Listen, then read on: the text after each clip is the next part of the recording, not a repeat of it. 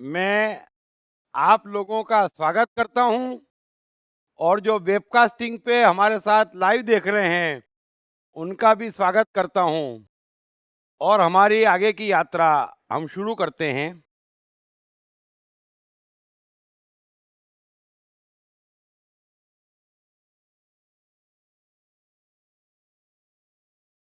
आज हमने अध्याय 6 खत्म किया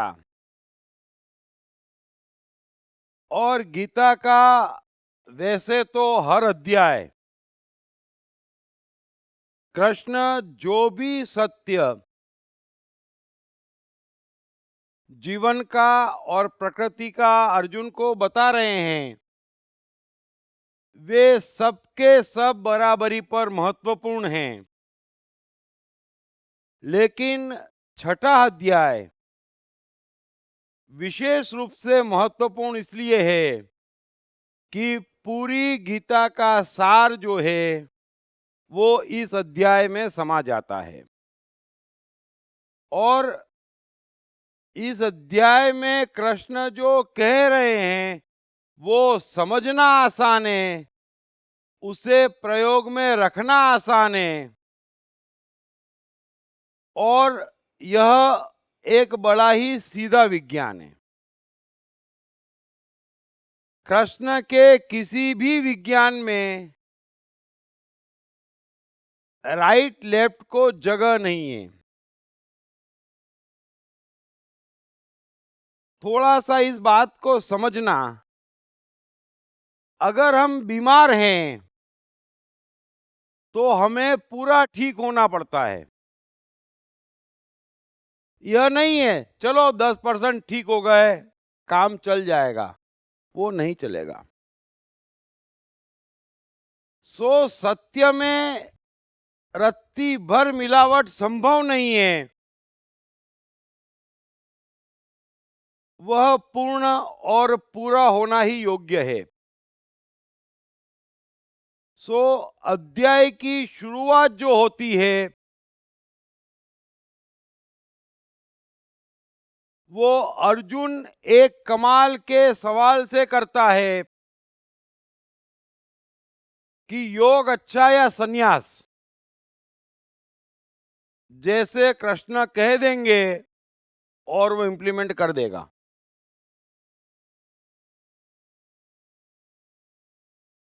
तो कृष्ण कहते हैं कि दोनों एक ही है। फल के मामले में दोनों में से किसी में कोई फर्क नहीं है। चाहे तू कर्म करे चाहे सन्यास की बात करे, अंत में सारी बातें एक ही है। सो गीता का सार है, बड़े ध्यान से समझना कि जो हुआ अच्छा हुआ, जो हो रहा है अच्छा हो रहा है और जो होगा वो भी अच्छा होगा। दरअसल परमात्मा की इस दुनिया में ये सत्य और हकीकत है कि यहाँ बुरा कुछ हो ही नहीं सकता और हो ही नहीं रहा है। लेकिन दुर्भाग्य से गलत शिक्षाओं के कारण युगों से यहाँ पर दो जगत अस्तित्व में आ गए। एक परमात्मा का जगत जो संयुक्त थे, बड़े अच्छे से समझना, एक परमात्मा का जगत जो संयुक्त थे, छोटे से कण से लेकर बड़े से बड़े समुद्र को, सूर्य चांद तारों पृथ्वी को, हमें जानवरों को और पेड़ पौधों को, सबको एक साथ लेकर चल रहा है और एक ही चैतन्य है, एक ही चैतन्य है जो इन सबको संयुक्तता से चला रहा है। उस जगत में कभी किसी का अहित क्षण भर को भी नहीं हो रहा है। जो उस जगत में रहते उनके जीवन में जो हुआ अच्छा हुआ, है ना। ये शास्त्रों वाली बात नहीं है, अरे बालक तेरे कर्म आड़े आ रहे हैं। कोई कर्म परमात्मा के मार्ग में, परमात्मा के साथ में आड़े नहीं आ रहे हैं। इसलिए ये गलत फहमी कभी मत पालना कि इस क्षण से पहले आपने क्या किया वो कोई मायना नहीं रखता।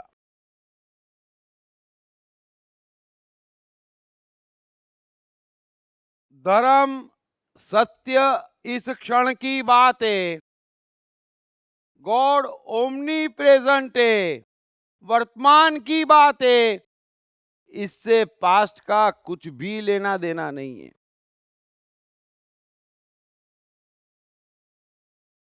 कर्म और फल दोनों मानसिक है। जो भी मनुष्य की आज की मनोदशा है वो तमाम उसके पिछले किए मानसिक कर्मों का जोड़ है। जो भी जिस मनुष्य का अस्तित्व है, समझ लेना, मन, बुद्धि, अहंकार, शरीर, इंद्रियां, उसका जो भी मिलन होके एक टोटल है, जिस भी मनुष्य का, वो उसका वर्तमान है और उसमें उसका पूरा भूतकाल समाया हुआ है। कर्मों के फल की कोई अलग से सजा नहीं है। फर्क इतना है कि क्राइस्ट को सूली पे चढ़ाते वक्त भी रत्ती पर गम का एहसास नहीं है, और हमें कोई गुर के भी देख ले तो हमारा पूरा अस्तित्व तहस नहस हो जाता है। तो ये जो हमारे अस्तित्वों का फर्क है, ये जो हमारी मानसिक हालत है आज की तारीख में, वो हमारे जन्मों जन्मों के जिए पास्ट का टोटल है। बात समाप्त हो गई। अतः कृष्ण कह रहे हैं कि तू पापियों से भी अधिक पाप करने वाला है, तो भी ज्ञान रूपी नौका द्वारा क्षण भर में तर जाएगा। क्षण भर में तर जाएगा, क्योंकि ज्ञान रूपी नौका जो मनुष्य जहां पर है और जैसा है वहीं उसका पल भर में इलाज कर देता है ना। हम डॉक्टर के पास जाते कि ये समस्या है ना।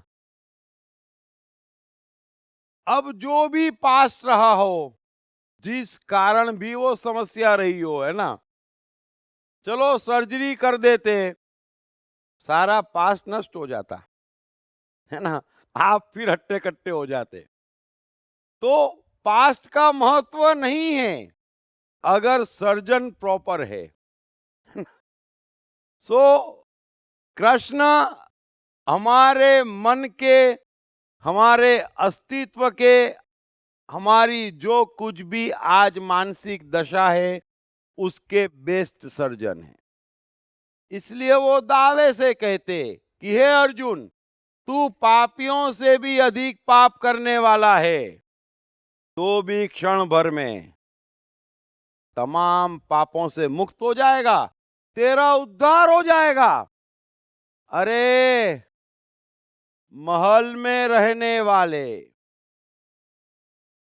और शानदार जीवन जीने वाले बुद्ध का भी मैंने पल भर में उद्धार कर दिया है ना।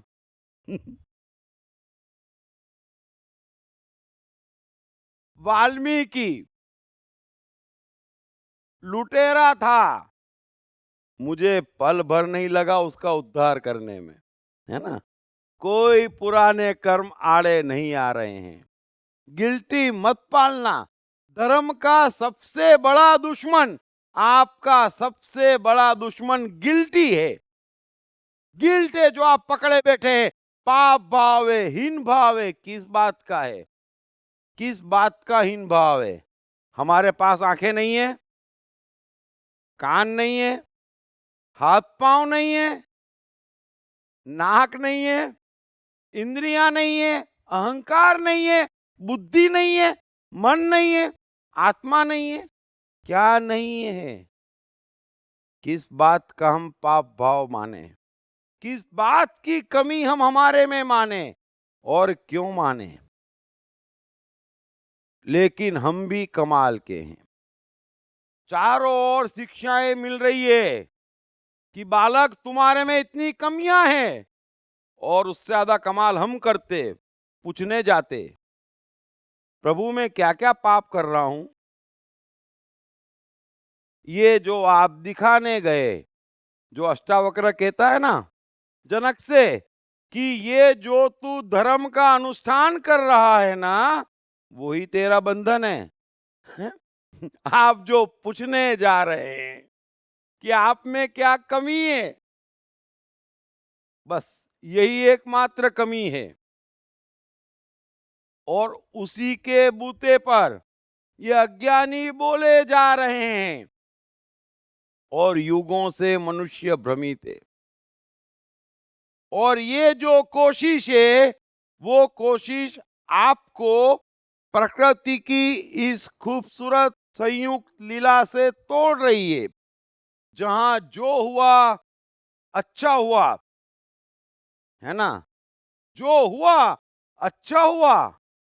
बुद्ध राजमहल में थे, दिन भर मदिरा और स्त्रियों में डूबे रहते थे, महल के बाहर झांकने नहीं देते थे पिताजी कि ये भाग ना जाए। तो क्या बुरा हो गया? हुँ? एक झलक दिखी और भाग ही गए। क्या बुरा हो गया? जरा सोचना। वाल्मीकि डाकू था, तभी तो कोई समझा पाया ना कि तू डाका क्यों डालता है। बोले परिवार के लिए। तेरी क्या सोच है, ये ठीक है? बोले ठीक तो नहीं है। बोले कोई बात नहीं, ठीक नहीं है फिर भी कर रहा है। किसके लिए?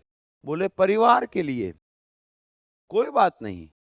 तो क्या वे तेरे इस पाप में भागीदार होंगे? वो बोले अभी पूछ के आया, है ना? क्या बुरा हुआ? क्या बुरा हुआ? पल भर में ज्ञान हो गया। तो उसके हाथ लाखों हैं। जब मैं समय समझाऊंगा तो आपको बताऊंगा, किसी मनुष्य के साथ पल भर बुरा परमात्मा करना नहीं चाहता। वो जहां है और जैसा है, 24 घंटे उसका चैतन्य, वो एक चैतन्य हर मनुष्य के द्वार पे दस्तक दे रहा है। आप उसको नहीं खोज रहे, वो आपको खोज रहा है। आप उसको भीतर स्थापित करना नहीं चाहते, वो उतावला है। इसलिए आप कुछ भी कर रहे हैं, कैसे भी हैं, आप में कमी नहीं है। और कृष्ण कह भी रहे हैं कि यहां हर कोई अपनी साइकोलॉजी से बाध्य है। इसमें हट क्या करेगा? इसमें ऊंच नीच की बात क्या आ गई? हीरा अपनी साइकोलॉजी से बाध्य है, पत्थर अपनी साइकोलॉजी से बाध्य है, नमक अपनी साइकोलॉजी से बाध्य है, मिर्ची अपनी साइकोलॉजी से बाध्य है। तो मेरे भाई, हे बुद्ध महाराज, हे कृष्ण, आप अपनी साइकोलॉजी से बाध्य हैं, जो हमें गीता सुना रहे हैं। हम अपनी साइकोलॉजी से बाध्य हैं, जो हमें सुनना पड़ रही है ना? वरना हम भी ना सुनाते। तो बुराई क्या हो गई? अरे भाई, एक सुना रहा है, पहुंच गया है, हम सुन रहे हैं, पहुंच जाएंगे, इतना तो फर्क है। इतना सा फर्क है। क्या बड़ा जुलूस उठाए घूम रहे हैं, क्या बड़ा जुलूस उठाए घूम रहे हैं। तो लाओसे का हर सूत्र और कृष्ण की हर साइकोलॉजी दोनों ग्रेट, लेकिन कहने के तरीके दोनों के भिन्न और कमाल के। तो लाओस से कहता है कि अच्छा आदमी क्या है? क्या है अच्छा आदमी? वो बुरा आदमी का शिक्षक है, और तो कुछ भी नहीं है। लाओस से कहता है सोचो, अगर बुरा आदमी नहीं होगा तो अच्छा आदमी करेगा क्या? हैं? अब बुद्ध को ज्ञान हो गया, बोलने की इच्छा है, लेकिन सब बुद्ध हुए पड़े। तो कौन किससे कहेगा? तो बोले ये बुरे लोगों ने अच्छे आदमी को काम पे लगाया है। कोई बहुत बड़ा फर्क थोड़ी है, हैं? कोई बहुत बड़ा फर्क नहीं है। मत पालो गिल्टी, है ना? बुद्ध ये नहीं कह रहे हैं देखो मैं कैसी करुणा बरसा रहा हूं, मैं ज्ञानी हूं, तुम वहां बैठे हो तुच्छ। वो जानते हैं अरे तुम नहीं होगे तो मेरा टाइम पास कैसे होगा?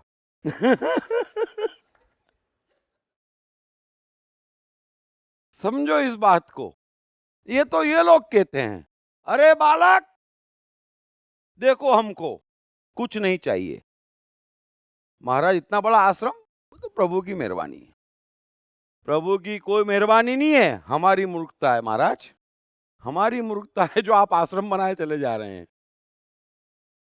तो थोड़ा समझो, जो कृष्ण कह रहे हैं पहले उस बात को समझो। कुछ कैरी फॉरवर्ड नहीं है, कुछ गुनाह नहीं है, कुछ पाप नहीं है। एक बार विश्वास जगा लो कि हम ठीक हैं, परमात्मा की संतान है, हमारे में कोई कमी नहीं है, सब कुछ भीतर है। क्या कमी है? क्या कमी है? कुछ कमी नहीं है।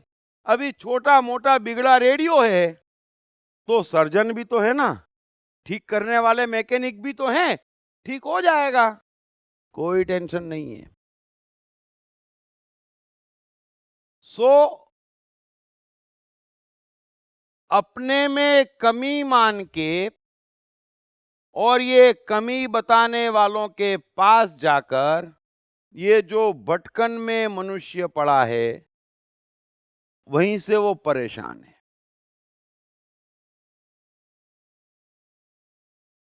सो दो दुनिया है। एक दुनिया है जहां पर सब जने परमात्मा पे विश्वास कर रहे हैं, एक ही चैतन्य को अपनी डोर सौंप दी है कि अब तू चला, हम तेरे साथ हैं, संयुक्तता के हिस्से हैं, हमारा अलग से कोई अस्तित्व नहीं। और जब अलग से अस्तित्व नहीं तो अलग से ज्ञान नहीं, अलग से कोशिश नहीं, अलग से प्रयत्न नहीं, अलग से इच्छा नहीं। समझ लेना इस बात को। और वो स्टेज कैसे भी पापी हो, कृष्ण कह रहे हैं कैसे भी पापी हो, आज अभी यही ले लो ये ज्ञान, थाम लो मेरा हाथ, आ जाओ उस चैतन्य के पास। आज के बाद तुम्हारी सब जवाबदारी उसकी हुई, और उसके बाद में मैं वादा करता हूं कि जो होगा अच्छा होगा, जो हो रहा है अच्छा हो रहा है, क्योंकि जो कुछ भी आपके जीवन में हुआ था वो बहुत अच्छा हुआ था। सो इस बात को थोड़ा समझें। ये जो डोर आपने अपने में कमी मान के, अपने में पाप भाव और हिंसा पैदा करके जो भागा दौड़ी आप मचाए हुए हो, सारी भागा दौड़ी किस बात की है? कि मेरे में कमी है। मैं कहता हूं सबसे पहली बात, आप ये स्वीकारते ही क्यों हो कि आप में कमी है? अच्छा आप जो हैं, क्या उसके अलावा कुछ और होने का अल्टरनेट है? जरा सोचना इस बात को, समझना, मेहरबानी करके समझना। तो इसी क्षण जो परमात्मा आपके द्वार पे दस्तक दे रहा है ना, आप उसके लिए अपना दरवाजा खोल पाएंगे। सो कृष्ण कहते हैं कि हे अर्जुन, एक जगत मेरा है जिसे मैं चला रहा हूं, जहां कोई गड़बड़ न हुई है न है न होने वाली है। वहां कुछ भी गड़बड़ नहीं है। वो जगत में चला रहा हूं और वहां पर मैं कभी नहीं पूछता, किसी से नहीं पूछता कि तुमने आज से पहले क्या किया था।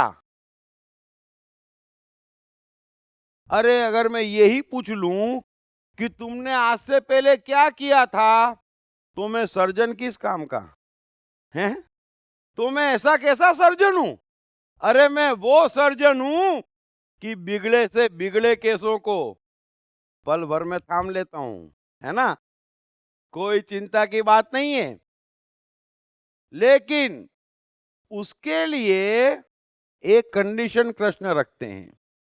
ये मैं आपको छठे अध्याय का सार बता रहा हूं। तो कृष्ण कहते हैं कि फिर तू एक ही ज्ञान पाले, एक ही ज्ञान भीतर उतार ले कि जो होना चाहिए वो होना चाहिए। बस एक ज्ञान तू भीतर उतार ले तो बात समाप्त हो गई। अब कायदे से जो होना चाहिए वो होना चाहिए।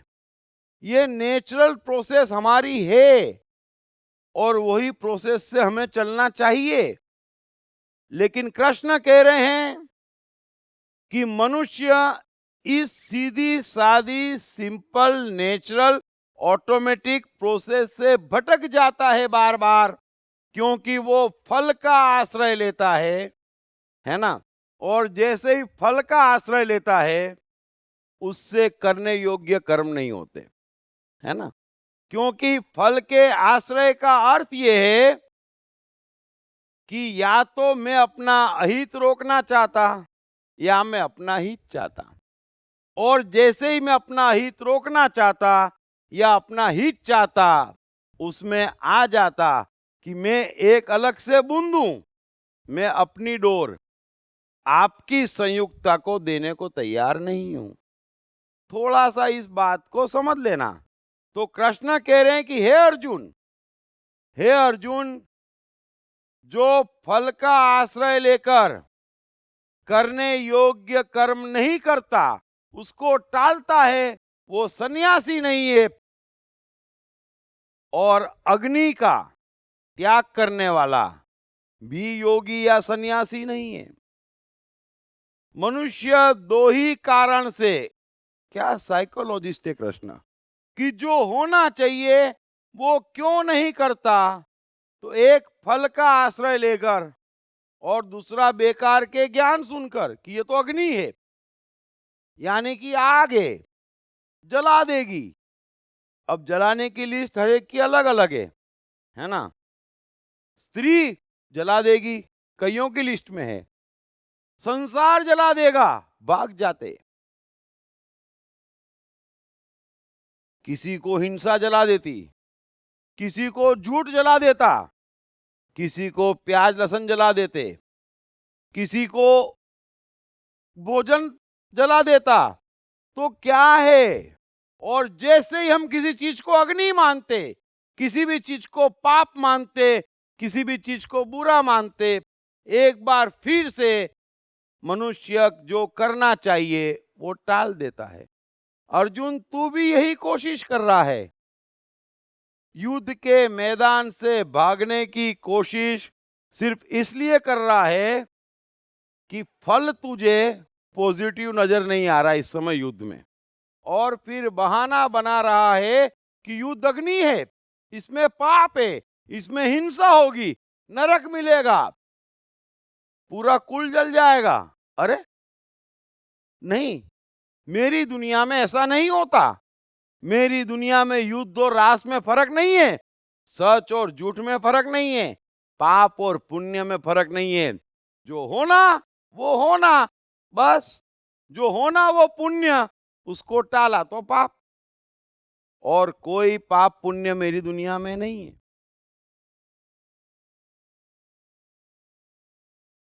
कृष्ण इसी बात को इसी अध्याय में आगे बढ़ाते हुए कहते हैं कि अर्जुन, कामना और संकल्प मनुष्य के शत्रु हैं। मनुष्य जो होना चाहिए वो कामना के कारण टालता है ना। हमें भी मालूम है क्या होना चाहिए। हमें परमात्मा को चलाना चाहिए। हमें अपनी मर्जी से कहीं जाना आना नहीं चाहिए। हमारी मर्जी परमात्मा की मर्जी एक होना चाहिए। सूर्य की मर्जी परमात्मा की मर्जी एक है। क्या रोशनी आ रही है। अगर सूर्य अपनी इच्छा रखे हैं कि मनुष्य को 8 घंटे सोने देते, मैं भी 10 मिनट झपकी ले लूं, अपनी मर्जी चला ले, तो परमात्मा बोले सूर्य महाराज ये पृथ्वी खत्म हो जाएगी, ऐसा जुल्म मत करो। जरा सोचो, हमसे भी वो 24 घंटे कह रहा है कि तुम अपनी इच्छा मत जगाओ, जुल्म मत करो, तुम ऐसा जुल्म मत करो। तो कृष्ण कह रहे हैं कामना क्या है। कामना इसलिए है कि तुम अपने को उस चैतन्य को सौंपने को तैयार नहीं हो जिसका तुम हिस्सा हो। तो फिर एक अलग दुनिया बन रही है। कामना और संकल्प के कारण मनुष्य एक अलग दुनिया बनाए बैठा है, जहां पर कृष्ण वार्न कर रहे हैं कि वहां पर ये अर्जुन समझ ले कि वहां पे जो हुआ बुरा हुआ, जो हो रहा है बुरा हो रहा है, और जो होगा वो भी बुरा होगा। और दूर मत जा, तू अपना ही जीवन देख ले। पिछले 40 वर्षों से राज्य पाने को तड़प रहा है। बदले में मिला क्या क्या? कुछ अच्छा मिला? वनवास मिला। द्रौपदी का वस्त्र हरण मिला। क्या क्या नहीं मिला तुझे? राज्य तो नहीं ही मिला। आज युद्ध मिला, अब उससे भागना चाह रहा है। यानी भूतकाल खराब था, वर्तमान खराब है, और तू भाग जा। भविष्य किस कदर बिगड़ता है देख लेना। तो एक दुनिया तुमने बनाई है अपनी इच्छा के बल पर, जहां पर जो हुआ बुरा हुआ, जो हो रहा है वो भी बुरा हो रहा है, और जो होगा वो भी बुरा होगा। तो दो अलग दुनिया है। एक संयुक्तता है जहां पर कुछ भी बुरा नहीं है, और एक हर मनुष्य की अपनी दुनिया है ना। बाहर भी उसी का ज्ञान उपलब्ध है। हमारा अस्तित्व भी उसी की डिमांड करता। हमारी दुनिया की कामना और हमारी दुनिया के संकल्प, किस बात का संकल्प है? सो कृष्ण कह रहे हैं कि कामना और संकल्प जिसके जीवन में जिस मात्रा में है, उसी मात्रा में उसका जीवन बर्बाद हुआ पड़ा है। और झांक ले एक क्षण, इस क्षण झांक ले अपने भूतकाल में, वर्तमान में, और उसी से हम देखते भविष्य, और डरे डरे घूम रहे हैं ना। सब गड़बड़ दिख रही है। वो क्यों दिख रही है? भविष्य में गड़बड़ दिख रही है। भूतकाल की गड़बड़ हम भोग चुके हैं, और वर्तमान में तो सब गड़बड़ ही गड़बड़ है। तो ये क्यों हो गया? क्यों उस दुनिया के हिस्से नहीं हो पाए जहां अच्छा ही अच्छा है, जहां कुछ बुरा हो ही नहीं रहा?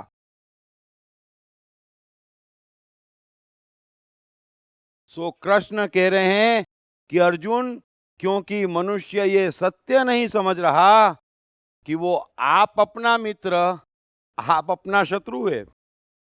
मनुष्य ये सत्य नहीं समझ रहा कि वो आप अपना मित्र, आप अपना शत्रु है, और बाहर मित्र खोज रहा है। तरह तरह के मित्र खोज रहा है। बॉस में खोजता, परिवार में खोजता, मान्यताओं में खोजता, और इस हद तक गिर गया है कि धागे अंगूठे तावीज में खोजता। कमाल हो गया। वो समझ ही नहीं रहा कि वो आप अपना मित्र, आप अपना शत्रु है। वो सौंप दे मुझे अपने आप को, फिर देख, फिर केलाल का जादू देख, हैं मैजिक देख मेरा तू। और नहीं सौंपता तो मैं पहले ही कह चुका हूं, जो मुझे जैसे बसता है मैं भी उसे वैसे ही बसता हूं। तुम मेरी अवहेलना करते, मैं कोई छोड़ देता? ये मेरा स्वभाव नहीं है, कृष्ण कह रहे हैं। जो भक्त मुझे जैसे बसता है मैं भी उसे वैसे बसता हूं। जो जितनी कोशिश कर रहा है अपनी बूंद संभालने की, उसी को मैं 48 डिग्री टेम्परेचर भेजता हूं, है ना। उसी के जीवन में अचानक बाहर भेजता हूं और फिर अचानक सूखा आ जाता उसी के जीवन में। बाकी जो मेरे साथ है वो सब जगह से सुरक्षित है। सो अर्जुन, अगर तू जो हुआ अच्छा हुआ में स्थित होना चाहता है तो ब्रह्मचर्य के व्रत का पालन कर, अपना मित्र बन। मनुष्य अपना मित्र सिर्फ ब्रह्मचर्य के व्रत में स्थित होकर बन सकता है। और ब्रह्मचर्य का व्रत क्या है? कृष्ण कह रहे हैं ब्रह्म जैसी चर्या, इंटरफेरेंस ही नहीं, बस। अब इंटरफेरेंस नहीं तो क्या हुआ? सब कुछ परमात्मा का हो गया। मेरा इंटरफेरेंस ही नहीं, जब तक आपकी बूंद जिंदा है आपके जीवन में आपका इंटरफेरेंस है ना। फिर आप कहते हैं नहीं नहीं नहीं नहीं नहीं, ये मेरी इच्छा है, तुम लेफ्ट चलो। वो ज्ञानी महाराज कहते, उसने लोभ पकड़ाया है, उसने आश्वासन दिया है, यहाँ भविष्य उज्जवल लगता है, उसमें कमाई लगती है, यहाँ शांति दिखती है, उधर चलो। भाई क्यों?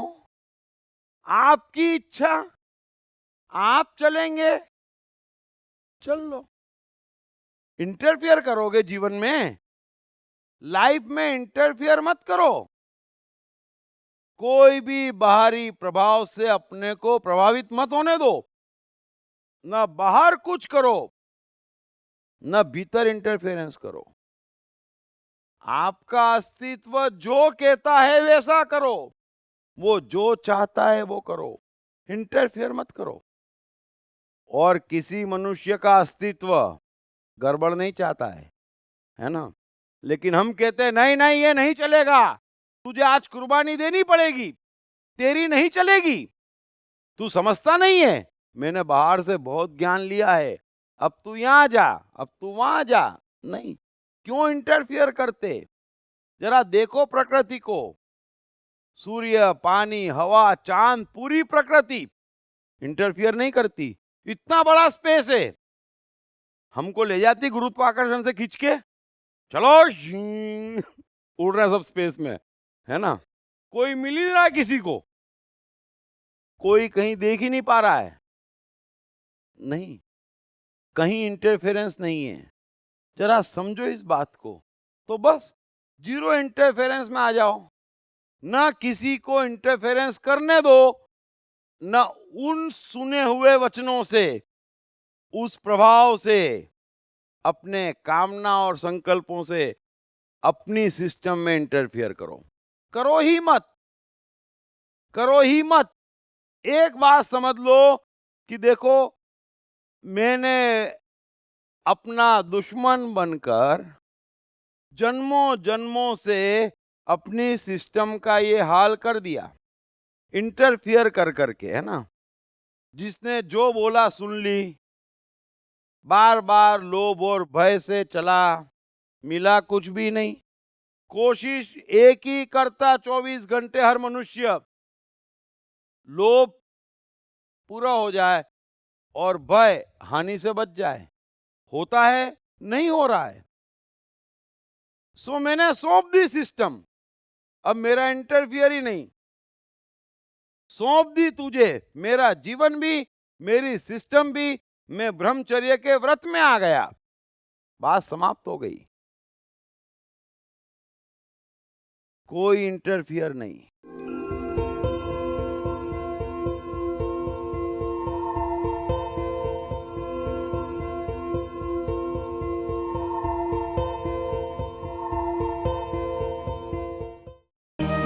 कृष्ण मन और जीवन के मास्टर। कृष्ण एक प्रेमी, एक कलाकार, एक गुरु, एक राजनेता, एक व्यवसायी। कृष्ण शून्य से सृजन करने का एक श्रेष्ठ उदाहरण। कृष्ण जो कठिनतम परिस्थितियों में भी हंसते हुए जीने की कला सिखाते हैं। कृष्ण जिन्होंने जीवन का हर युद्ध जीता। दीप त्रिवेदी द्वारा लिखित किताब मैं कृष्ण हूँ। ये किताब कृष्ण के संपूर्ण जीवन पर रिसर्च करने के बाद कुछ इस साइकोलॉजिकल अंदाज में सिलसिलेवार रूप से लिखी गई है कि जिसे पढ़ते पढ़ते आपका जीवन भी बदलता चला जाएगा। मैं कृष्ण हूँ। ये किताब अंग्रेजी, हिंदी, मराठी तथा गुजराती में एक साथ atmanestore.com साथ ही सभी प्रमुख ई-कॉमर्स साइट्स पर भी उपलब्ध है।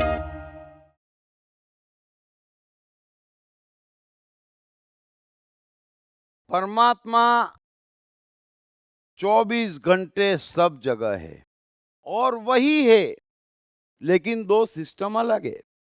एक सिस्टम है जहां परमात्मा के अलावा कुछ नहीं मौजूद। अगर आप इंटरफेरेंस बंद कर देंगे आज अभी यहीं, तो इसी क्षण पूरा का पूरा परमात्मा, इतना भी कम नहीं, हाथों हाथ आपके भीतर बैठ जाएगा। हाथों हाथ वो बैठा ही हुआ है, ये इंटरफेरेंस से ढका हुआ है।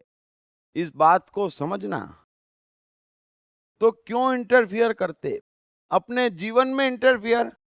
अरे डायरेक्टर को मालूम है क्या रोल है, कर लो, अवार्ड मिलेगा, है ना। अब डायरेक्टर बोल रहा है सीन रोने का है, विदाई का सीन है, आप बोलेंगे नहीं नहीं मेरा मन तो हंसने कर रहा है। अब क्या हो जाएगा? कैसी पिक्चर बनेगी? स्क्रीन तोड़ देंगे लोग, भाई ये क्या कर रहा है, ये कैसा बाप है। यहाँ गाना बज रहा है, बाबुल की दुआएं लेती जा, और ये हंस रहा है, हा हा हा हा। तो समझो, मत करो।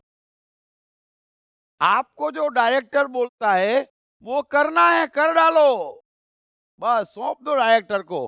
अच्छा बुरा लाभ हानि पाप पुण्य तू जाने, है ना। कर्म तेरा, फल तेरा, मैं तो मजा ले रहा हूं, है ना। बस मैं मजा ले रहा हूं और कुछ नहीं है। तो एक सिस्टम वो है जहां जो हुआ अच्छा हुआ, और उस सिस्टम में अगर आप बैठना चाहते तो आज अभी और यहीं बैठ सकते। इस बात को समझना। और आज अभी और यहीं नहीं बैठते, अगर शुरुआत नहीं करते तो आप कभी कहीं नहीं बैठ सकते। इस बात को समझ लेना। ये सबसे बड़ा ज्ञान फैल गया है। अरे कृष्ण जब कह रहे हैं कि जो मनुष्य सब भूतों को वासुदेव के अधीन देखता है और सब भूतों में सिर्फ वासुदेव को देखता है, तो फिर कहां ढूंढने जाएंगे वासुदेव को? वो तो यहां पर है। दिख क्यों नहीं रहा? दिख क्यों नहीं रहा? क्योंकि अपनी धुन अलग बजा रहे, अपनी बीन बजा रहे। जमाने भर का ज्ञान जो ग्रहण कर लिया है, तो अपनी बूंद के कारण हर मनुष्य सोच रहा है कि खोजने जाना है, और खोज रहा है। अरे वो यहां पर है। अगर किसी का सुख है तो वो जहां है आज इसी क्षण में है। अगर कोई धनवान है, अगर कोई राजा है, तो आज अभी इसी क्षण है। और अगर परमात्मा कहीं है तो आज इसी क्षण में है। और अगर यहां नहीं है तो कहीं नहीं है। इस बात को समझ लेना। खोजने जाना यानी कि आप कहां ब्रह्मचर्य में आए, कहां संभाव में आए, मतलब आप ठुकरा रहे हैं कि यहां पर नहीं है। जरा बात को समझना। शुरुआती गलत हो गई, और इसीलिए तो युगों से 10-10 करोड़, 20-20 करोड़ पंडित, मौलवी, पादरी भटक रहे। खोज रहे हैं, जिसे देखो खोज रहा है। कोई सुख खोज रहा है, अरे वो है। कोई सफलता खोज रहा है।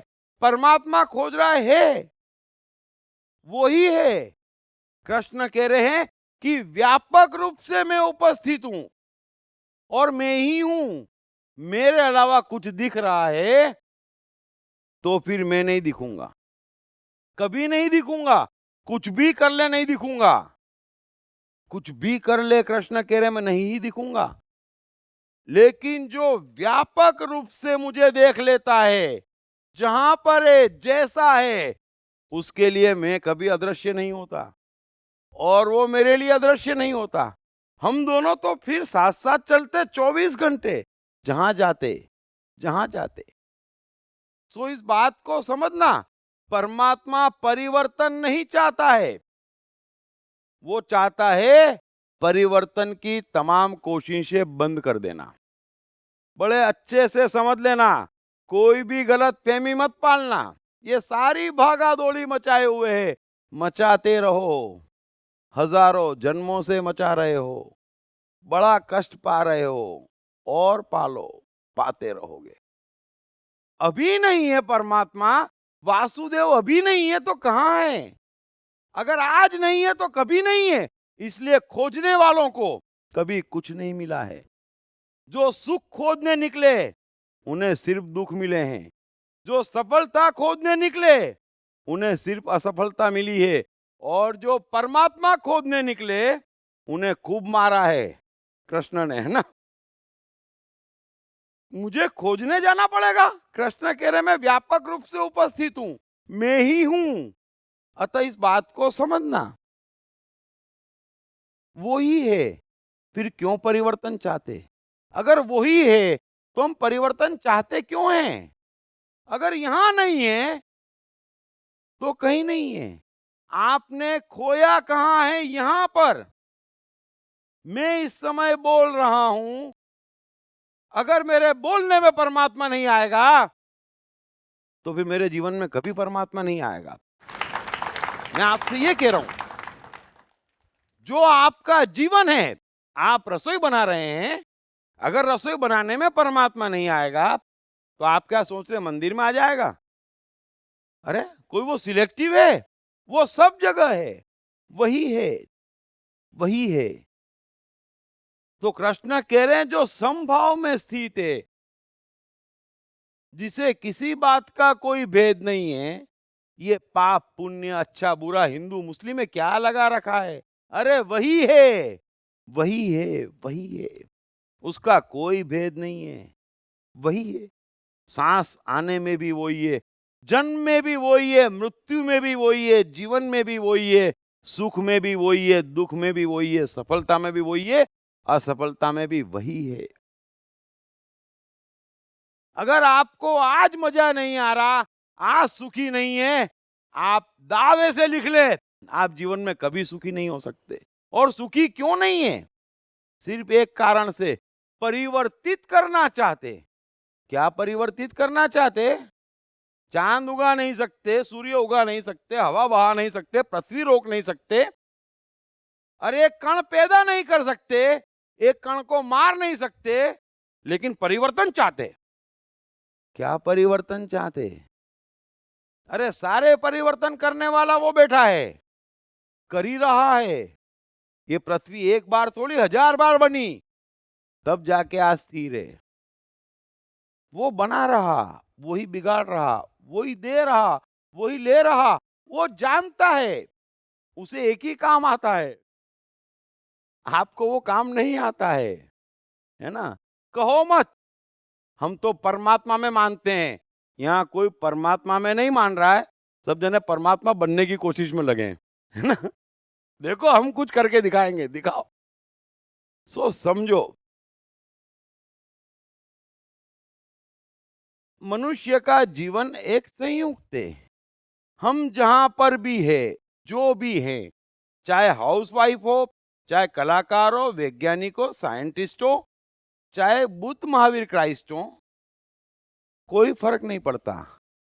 सबको एवरेज 8 घंटे सोना है ना, 8 घंटे कार्य करना है, 8 घंटे सोना, 8 घंटे कार्य करना, 2-3 घंटे रूटीन में जाते और 5 घंटे अपने लिए कुछ करना, ताकि फिर सुबह जिंदा बचे और फिर काम पे लगे। ये बड़ा सीधा जीवन है और इस पूरी प्रोसेस की हर चीज में परमात्मा है। जो हमारा काम है हमको उसमें परमात्मा नजर नहीं आता, है ना। एडिसन को, आइंस्टाइन को, बिल गेट्स को जो काम कर रहे हैं उसमें परमात्मा नजर आता है। समझना इस बात को। आप ऑफिस में काम कर रहे हैं लेकिन काम नहीं कर रहे हैं, परमात्मा नजर नहीं आ रहा है ना।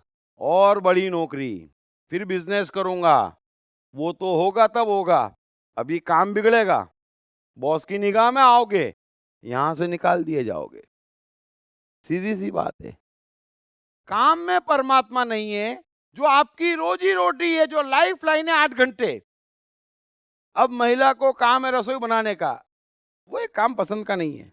अरे तो नौकरी कर लो, हम किसी की सुनते हैं क्या? इसलिए तो हम महिला हैं।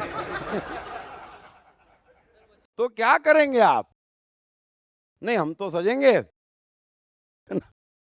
तो नहीं चलेगा ये। तो 8 घंटे काम है, 8 घंटे आराम है और 8 घंटे हमारी सेवा है। और कौन आदमी अपनी सेवा कैसे करता है उसमें भी डिस्प्यूट। अरे वो उसका पर्सनल सब्जेक्ट है? चाहे जैसे अपनी सेवा कर ले, सब में परमात्मा है। हम कहते नहीं नहीं नहीं, वो तो बिगड़ा हुआ आदमी है। क्यों भाई? क्यों भाई? एडिसन चाहे जैसे अपनी सेवा करे, चार्ली चैपलिन चाहे जैसे करे, पिकासो चाहे जैसे करे, और कृष्ण की मर्जी चाहे जैसे करे, बुद्ध की मर्जी चाहे जैसे करे, जो अपने को बचा रहे वो भी तो परमात्मा है। हम बचेंगे तो कल काम करेंगे, वो भी परमात्मा है। उसके लिए सोना जरूरी है, वो भी परमात्मा है। और कहां खोज रहे हैं? हमारा जीवन परमात्मा है। और जो एक बार इस सिस्टम में स्थित हो जाता, फिर कुछ बदलने की जरूरत नहीं, सब वो अपने आप बदलता। ये ऑटोमेटिक है, ये सहज है। जीवन में ऊंचाइयां अंदर और बाहर छूता मनुष्य ऑटोमेटिक परमात्मा के साथ चल चल के, कि मैं परिवर्तन नहीं चाहता, तू देख। फिर वो देखता, नहीं नहीं ये तो बहुत कमाल का आदमी है, इसे अभी काफी देना है, इसे काफी देना है, वो देता चला जाता। फिर आप और कमाल के होते, वो बोलता और देना है, वो देता चला जाता। अभी हो क्या रहा है? हम उससे जुड़े हुए ही नहीं हैं, हम नया कमाल कर रहे हैं, तो फिर वो धोता चला जा रहा है ना। सुबह शाम धो रहा है, एक काम ठीक नहीं हो रहा है। सो कभी ये मत कहना, ये कोशिश मत करना खुशी खोजने जाना है। आज खुश नहीं हो, कभी खुश रहने वाले नहीं हो। आज मजा नहीं है, कभी मजा नहीं है। आज सफल नहीं है, हम क्यों सफल नहीं है? अरे हम राजा हैं। राजा कौन है? राजा वो है जो ये तहे दिल से मान के चलता है कि मेरे पास सब कुछ है ना, मुझे अब कुछ नहीं चाहिए, जो है वो इतना है कि उसी का मजा ले लूं बहुत है। वो राजा है ना। राजा वो नहीं है जो दिल्ली में बैठते हैं, वहां तो 4 बजे हुआ मार रहे हैं, माथे में दर्द हो तो भी हंसते हुए बैठना पड़ता है। वो काहे के राजा हैं? कोई राजा नहीं है। आप अपने राजा हैं। जो कृष्ण कहते हैं ना कि तीनों लोकों में ऐसा कुछ भी नहीं है जो मुझे प्राप्त नहीं है। और ऐसा नहीं है, कितनी बड़ी द्वारका के कारण मैं ये कह रहा हूं, जब वृंदावन में गायें चराता था, है ना, जब माखन चुराता था, तब भी ऐसा कुछ नहीं है जो मेरे पास नहीं था। बस ये बात समझ ले आप। अगर आज आपके पास किसी चीज की कमी है तो फिर हमेशा कमी रहने वाली है। आज राजा हो जाएं, आज परमात्मा हो जाएं, आज खुश हो जाएं, सब रास्ते निकल जाएंगे। आप यहीं खो रहे हैं।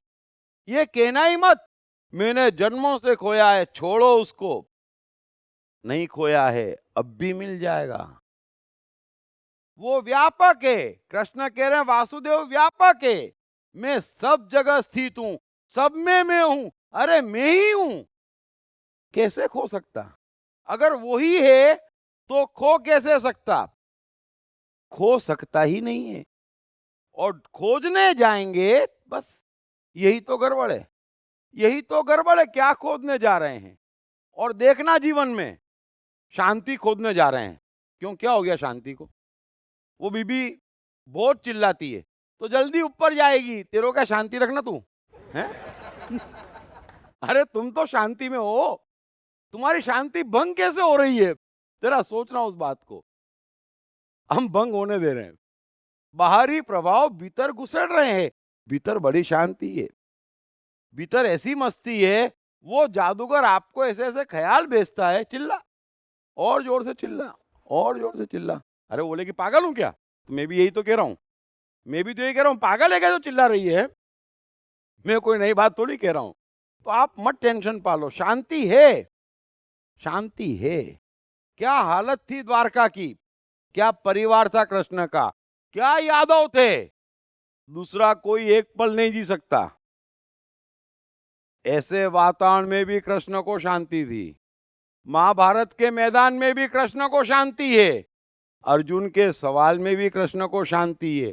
ऐसा थोड़ी है राधा के पास नदी किनारे घूमने गए तो ही शांति है, ऐसा नहीं है। शांति ही है, आप भंग करके बताओ। तो वो आपके 24 घंटे साथ है। परमात्मा कोई ऐसी चीज नहीं है कि दिन में 15 मिनट मिलती। वो 24 घंटे साथ है, और वो ही एक चीज है साथ में रखने लायक। थोड़ा समझो, हम कहते नहीं वो तो जब 5 बार अल्लाह अल्लाह करते ना तब मिलता। अरे तो बाकी समय कहां खो जाता भाई?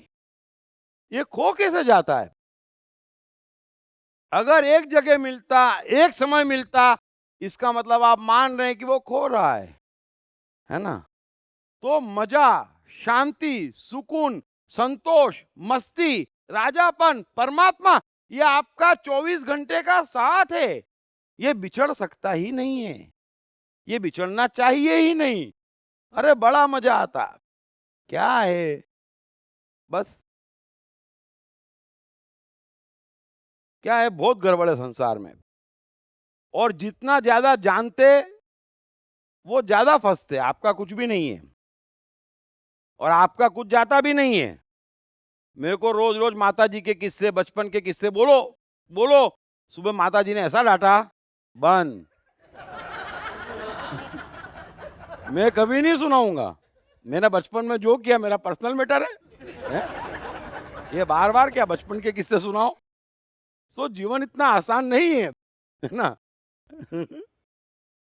तो होता है ऐसा।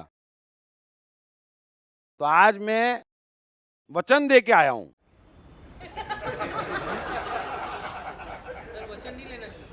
तो तोड़ देते ना। आपकी राय और मेरी राय एकदम मिलती है। सो जहां है और जो है वहां परमात्मा है। थोड़ा इस बात को समझें और जितना हो सके वहां सेटल होएं, क्योंकि यहीं पर है। और एक बार यहां पर मिल गया ना तो वो थाम लेता। फिर सब कुछ चेंज करना, परिवर्तित करना, आपको योग्य समय पे योग्य चीज पहुंचाना, आप में योग्य परिवर्तन लाना, आपके आंख के सामने से योग्य चीज का निकलना, आपके कान में योग्य आवाज भिजवाना, सब काम उसका है।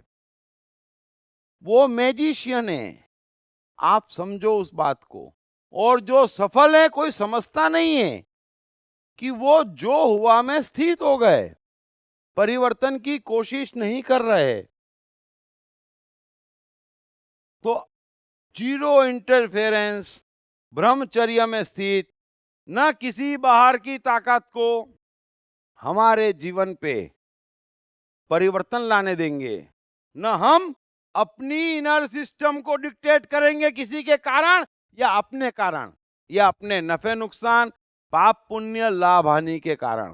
क्योंकि हानि हो ही नहीं सकती, लाभ हो ही नहीं सकता।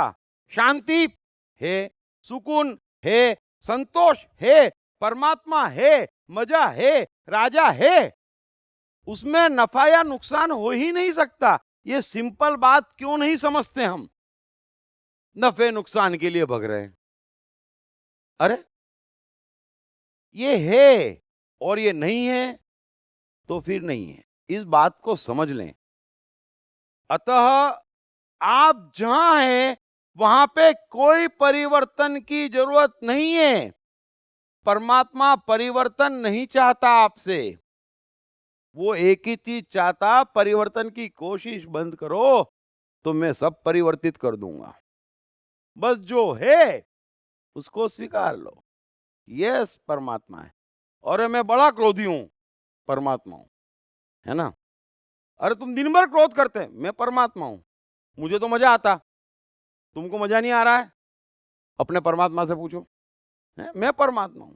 आप एक चीज मान लो, बस होने दो जो होता है, जो हुआ अच्छा हुआ समझ लेना।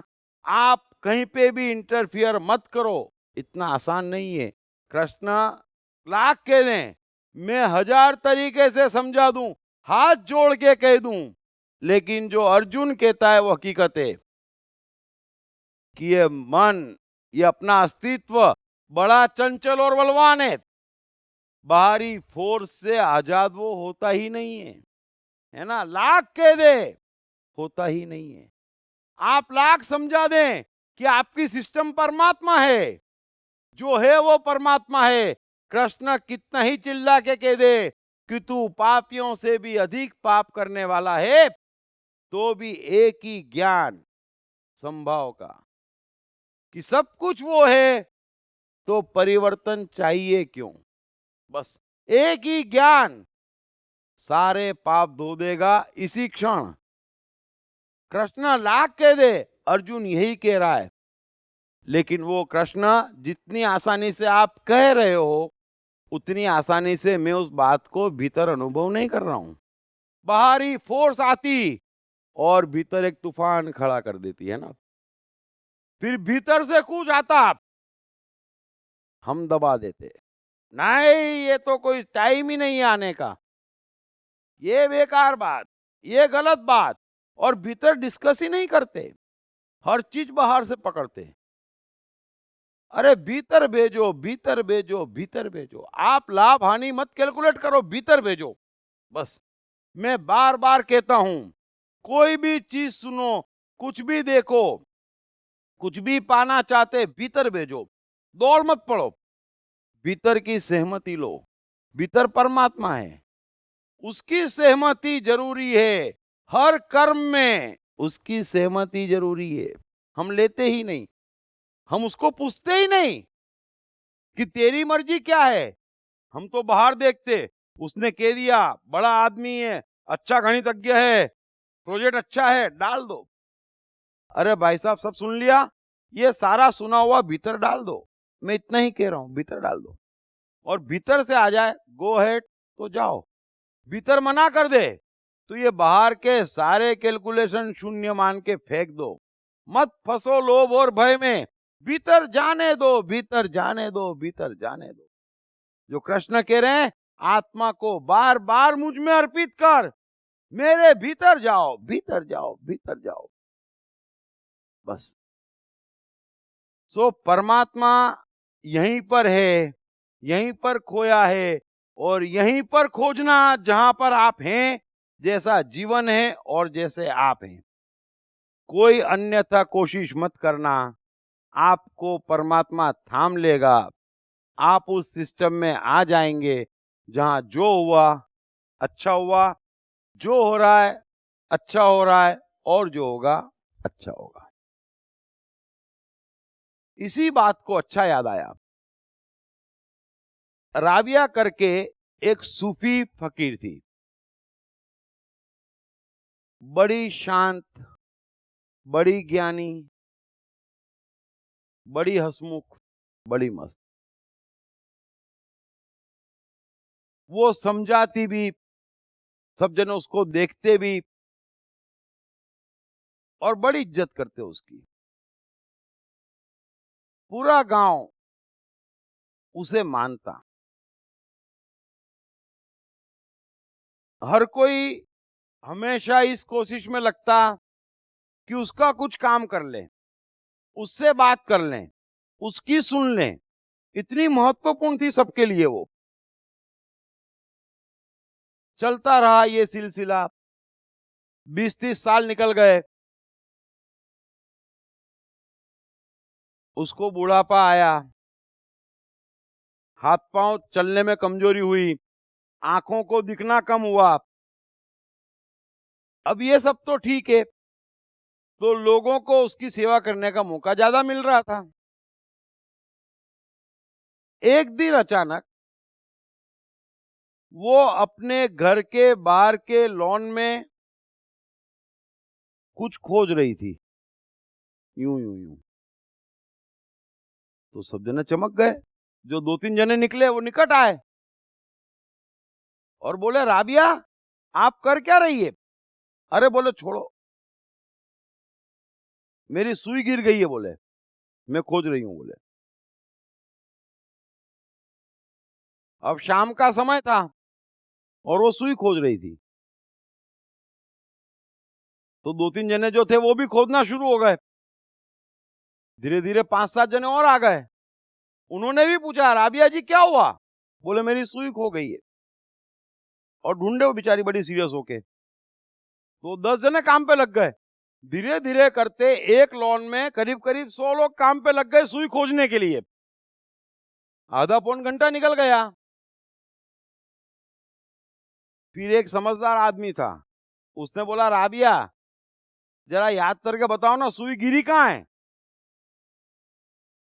क्योंकि हम 100 लोग खोज रहे हैं, सूरज ढलने को आ गया, घर में तो अंधेरा ही है, बाहर भी अंधेरा हो गया, कैसे खोजेंगे? बताओ कहाँ गिरी है, जरा याद करो।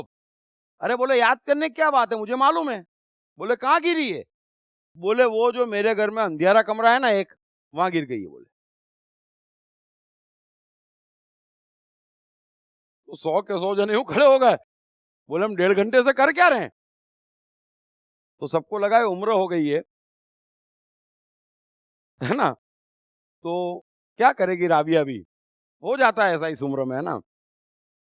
तो सबने बोला, राबिया एक बात समझो, अरे सुई वहां मिलेगी जहां गिरी है, जबरदस्ती यहां खुजवा रही हो। अरे बोले, वहां अंधेरा है ना, और सुई तो उजाले में मिलेगी। सब बोले, ऐसा नहीं होता है। बोले, होता है, होता है। देखो, मौलवी को 5 बार नमाज पढ़ने में मिलती है ना सुई, है? तुम लोग भी मंदिर मस्जिद जाते हो, मिलती है ना सुई? जहां खोई है वहां ढूंढते हो? नहीं ढूंढते हैं? तो मेरे जीवन का अनुभव तुम लोगों को देख के आया है कि जहां खोई है वहां नहीं मिलती। नहीं तो इतने लोग पागल होते हैं, दुनिया ऐसी दीवानी होती, हर कोई गलत जगह खोजता।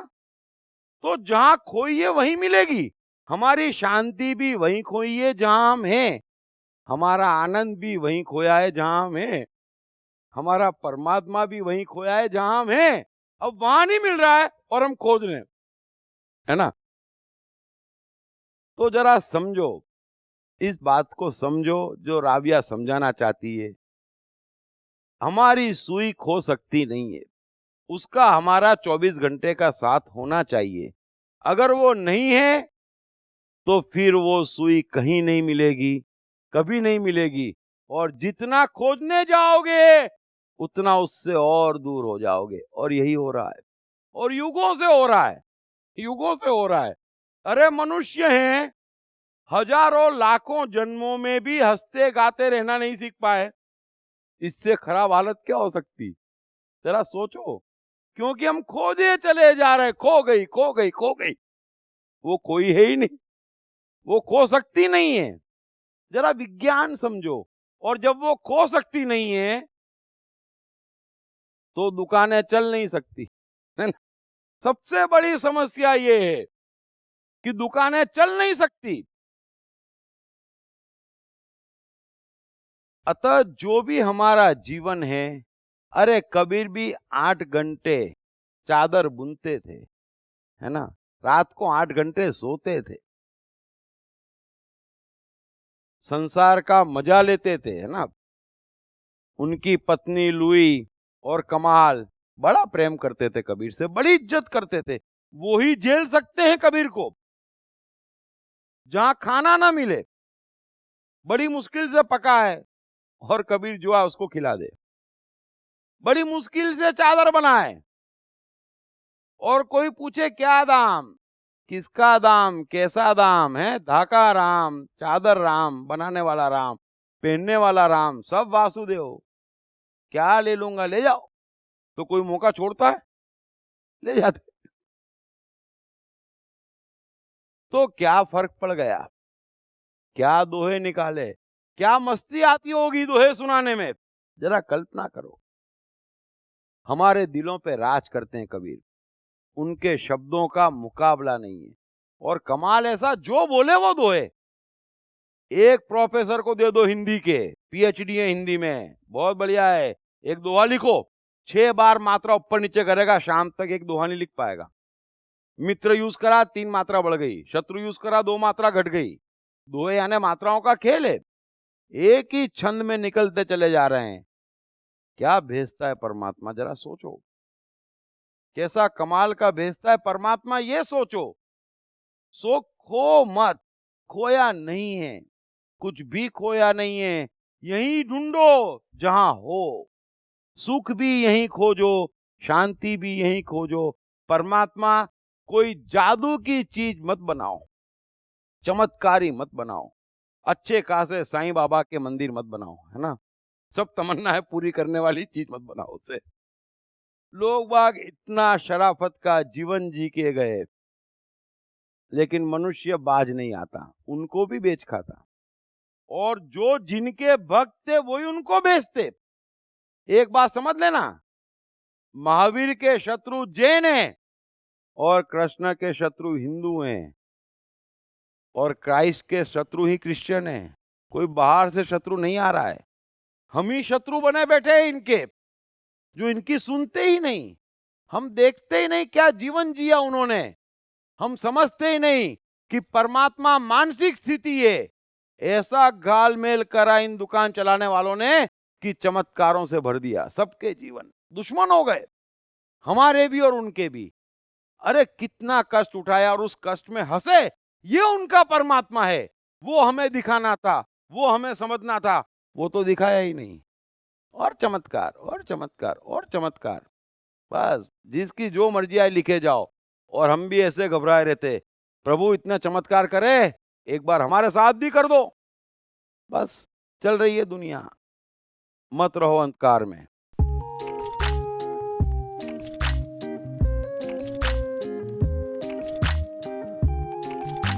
हाय, मेरा नाम शील कुमार अवस्थी है और मैं बैंक में काम करता हूँ as a senior manager. My name is Omkar Kulkarni and I'm a engineering student. मेरा नाम जयराम प्रसाद है, मैं सेल्फ एम्प्लॉयड हूँ। मैंने इनकी बुक पढ़ी I am the mind. Sir ने I am the mind book में बहुत क्लियरली मेंशन किया है कि माइंड किस तरीके से वर्क करता है, कैसे प्रॉब्लम्स को क्रिएट करता है और इसका सोल्यूशन क्या है लाइफ में।